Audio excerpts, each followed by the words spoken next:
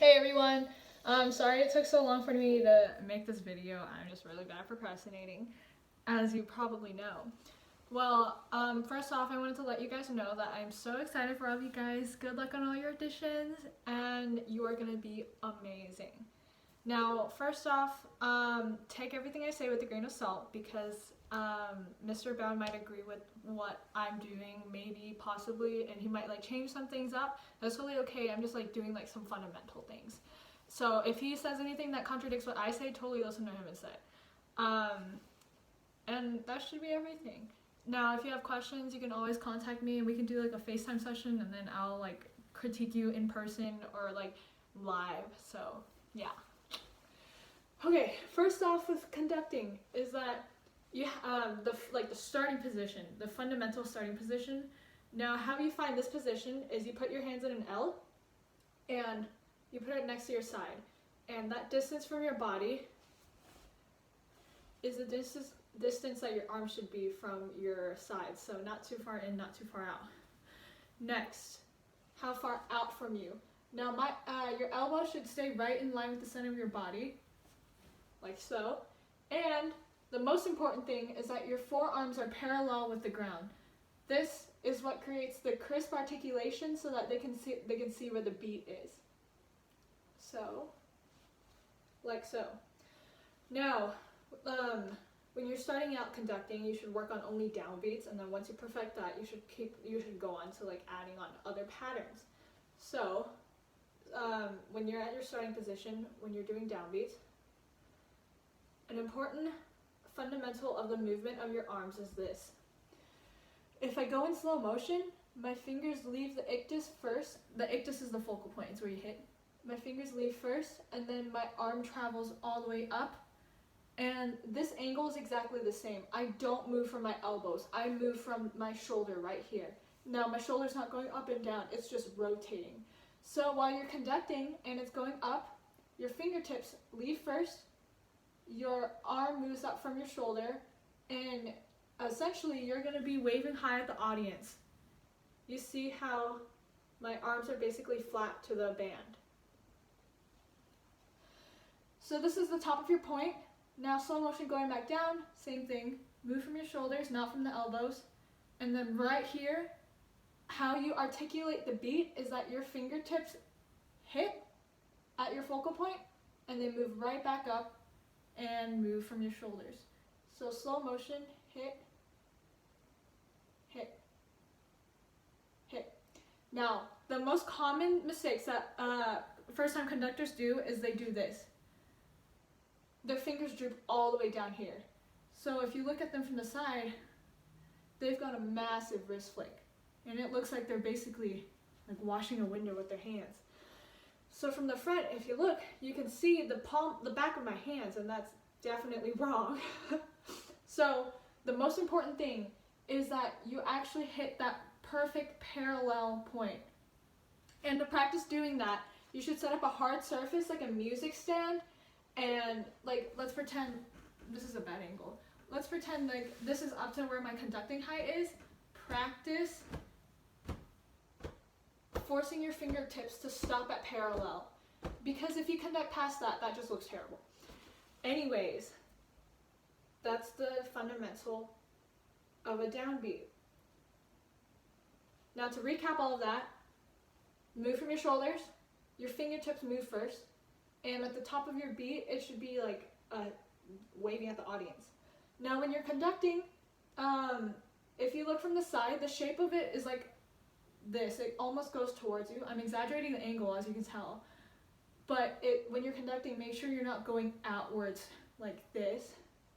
Make sure that you're not articulating the top of the beat like this. And another very important thing is the movement of your downbeat. Now you should try, especially when you're starting out, try and exaggerate the movement going towards that downbeat and not away from the downbeat.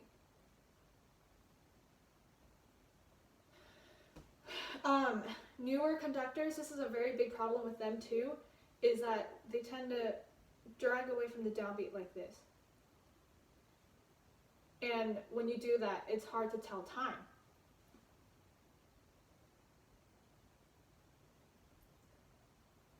So I would exaggerate it as far as even that to get used to the movement.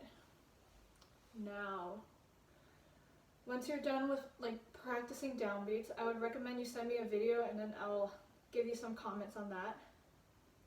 Now after that, you should start working on a 2/4 pattern, and that's when you start to add in other angles.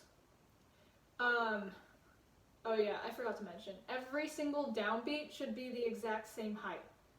Now the slower the tempo, the bigger the height of your rebound, and the faster the tempo, the slower the height of your rebound. And the faster it gets, the lower you can move your from your arms. So earlier I was talking about moving from your shoulders. If it's like a super fast tempo, you can start to move from your elbows a little bit. Like, you see how my elbows are moving a tiny bit? And then like if it's super fast, you can do like wrist only, but you probably won't run into that situation.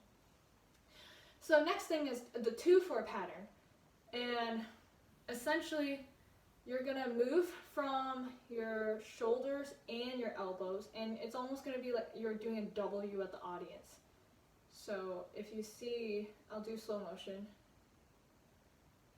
My arms again are facing the audience, my hands are facing the audience, my arms are symmetrical to each other, and they come back down. Now before you start, oh no, I'm a low battery. Oh no. Okay. Before you start working on like 4/4 patterns, I would highly recommend you practice your 2/4 pattern first, because this outer angle is a very hard thing to master. Even I still have problems with this today because it's been a while since I conducted, and it's kind of hard to visualize where it's symmetrical.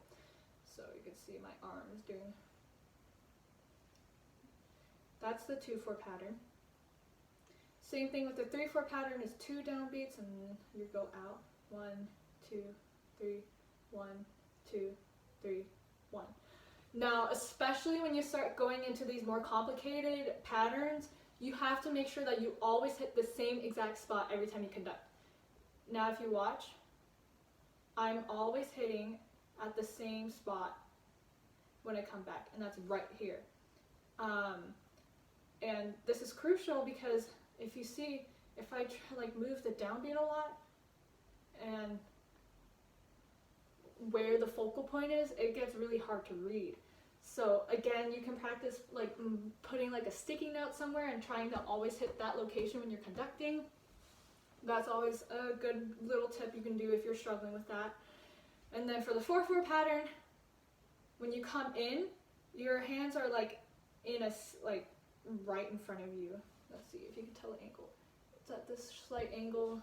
Your hands are waving at the audience again. And once again, you're moving from your shoulders. Try and keep everything parallel. And you should never, ever cross your arms when you're conducting. So if you're encountering this problem, that means that your rebound is really big, or that your arms have collapsed in on each other and they're doing this little situation thing. Not cute. I think that I hit everything. I'll go through the patterns real quick for you to practice that. I think I hit everything. So, downbeat,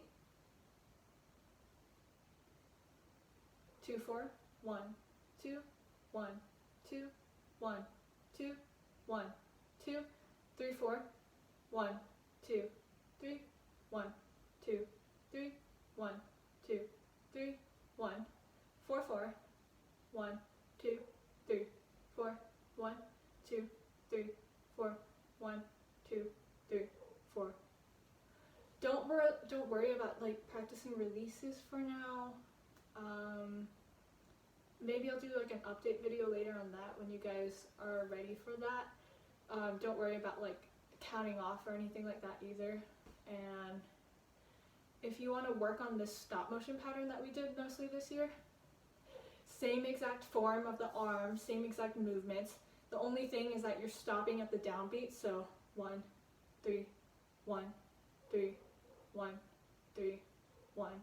And how you get good at that is the same exact thing with all the other ones. You just have to like keep practicing hitting the same exact spot making sure that your fingertips go past, and making sure that your arms stop at parallel.